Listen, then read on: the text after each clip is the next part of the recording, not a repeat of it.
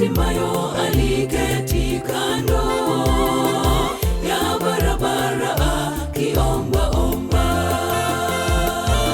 Kisa na maana alikuwa kipofu mwenye hajiwezi mwenyewe, alikuwa akihitaji usaidizi kwa wapita njia.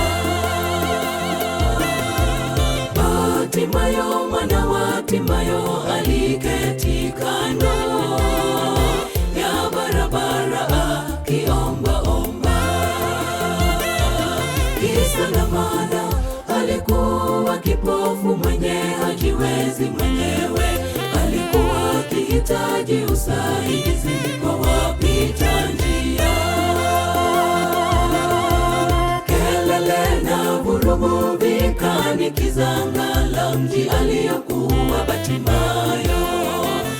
Alipata kuuliza, nini kinatendeka leo? Akaambiwa, ni mwana wa Daudi, Yesu apita. Alipiga kelele, mwana wa Daudi nirehemu mimi kipofu. Batimayo akaitwa na Yesu akapata uponyaji. Kelele na vurugu vikanikizanga la mji aliyokuwa Batimayo.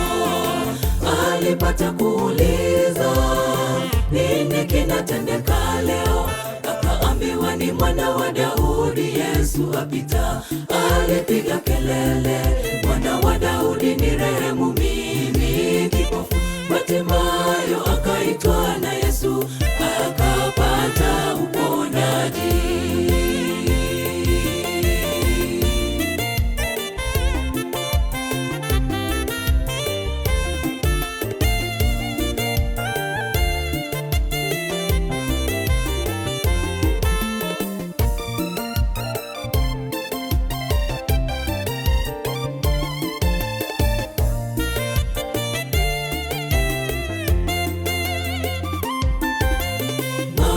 Ngapi tunamwita Yesu tunapolemewa na changamoto maishani mwetu.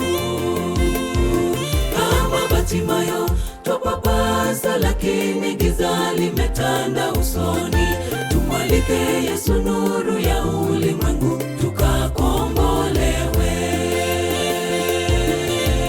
Mara ngapi tunamwita Yesu tunapolemewa na changamoto maishani mwetu. Kama Batimayo twapapasa, lakini giza limetanda usoni. Tumwalike Yesu, nuru ya ulimwengu, tukakombolewe. Kelele na vurugu vikanikizanga la mji aliyokuwa Batimayo. Alipata kuuliza, nini kinatendeka leo? Akaambiwa, ni mwana wa Daudi, Yesu apita. Alipiga kelele, mwana wa Daudi nirehemu mimi kipofu. Batimayo akaitwa na Yesu akapata uponyaji. Kelele na vurugu vikanikizanga la mji aliyokuwa Batimayo. Alipata kuuliza, nini kinatendeka leo? Akaambiwa, ni mwana wa Daudi, Yesu apita. Alipiga kelele, mwana wa Daudi nirehemu mimi kipofu. Batimayo akaitwa na Yesu akapata uponyaji.